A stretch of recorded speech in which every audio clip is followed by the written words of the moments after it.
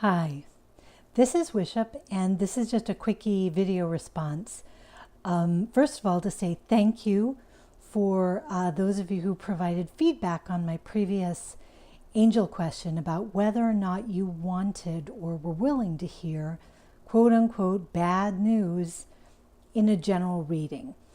I was really pleased because those of you who did respond had really thoughtful things to say.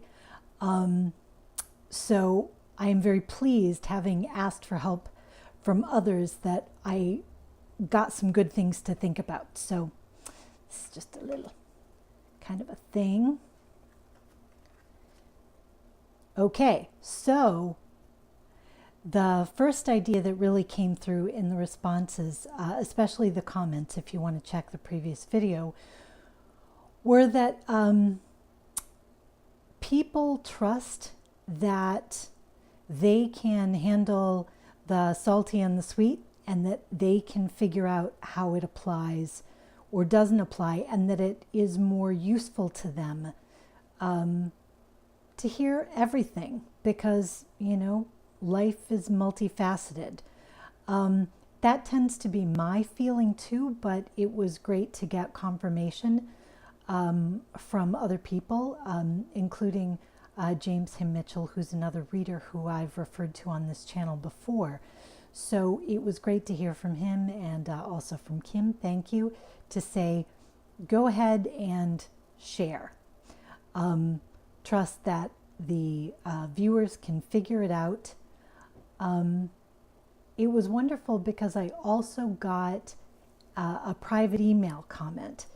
And this one referred to an issue that was kind of at the heart of my question, which is this person had seen a reader, and I was actually familiar with the mentioned reader.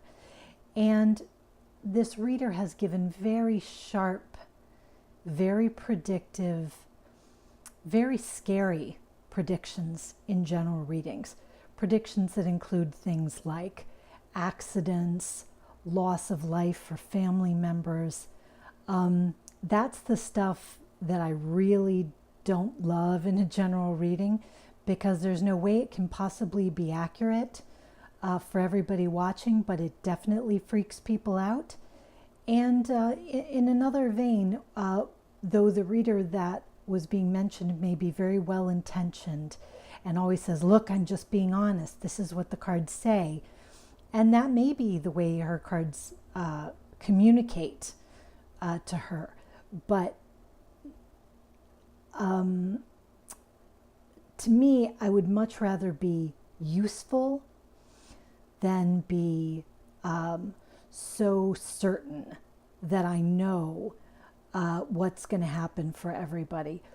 And also, this is awkward for me to say, but when I hear those kind of panicky or panic-causing readings, they remind me of some of the ways that card reading, cartomancy, divination has gotten a bad name, which are the kind of old-fashioned confidence schemes where somebody does a cold reading on you, says stuff like, oh, do you have a male relative whose initial is, you know, whose first name starts with an M, which is tons of us, you know, looks at your purse and your shoes and makes some assessments about your life, some good educated guesses, and then from this assumed familiarity then goes on to tell you there's something scary going on in your life, and that more detail can be given, or magical action can be taken against this bad thing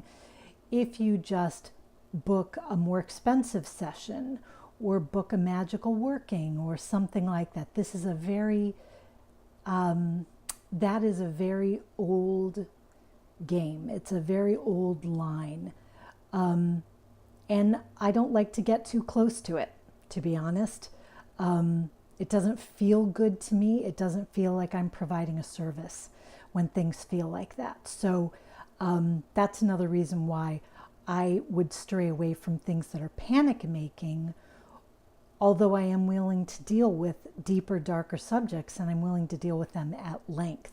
So to me, there's a question of trust. trusting not only the general viewers to know what's right for them and to decide in an intelligent way, and I do trust, but also trying to be worthy of any trust that they place in me by not abusing their time, by not abusing their attention. So I think if I do that, there is no need to worry.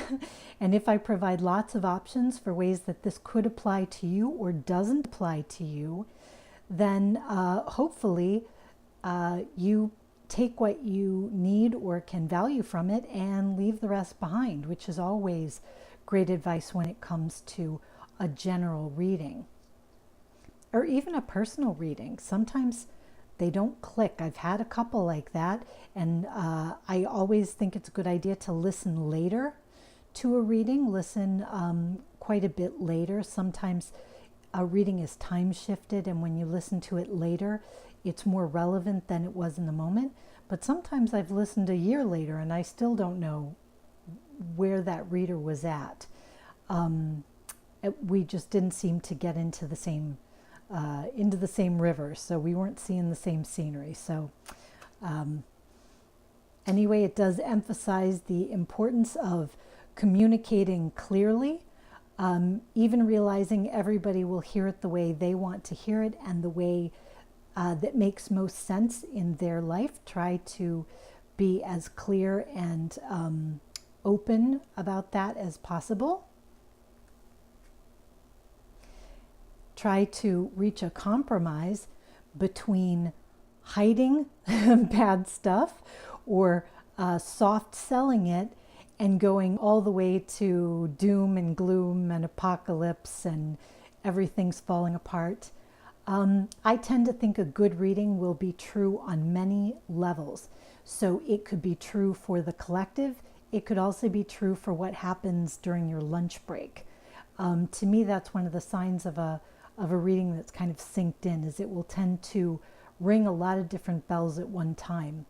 And sometimes people focus on the one that they want to hear, or they focus on the one that's most terrifying, or the one that pops to mind. But I find a lot of benefit from digging in and trying to get more out of the reading. What is the thing that I'm not thinking of first? Is there another way that this applies if I kind of put my mind to it? So last, I'm going to take action. I will get the notes into the description box and post my Monday tarot card reading, which will serve for the Libra new moon. I will post it later today. I want to thank again those of you who watched the previous video, those of you who responded. The thoughtful responses were very helpful. And as always, thank everybody who likes and subscribes and comments. But whether you do like bad news or whether you only want good news, may you rock on with your bad selves.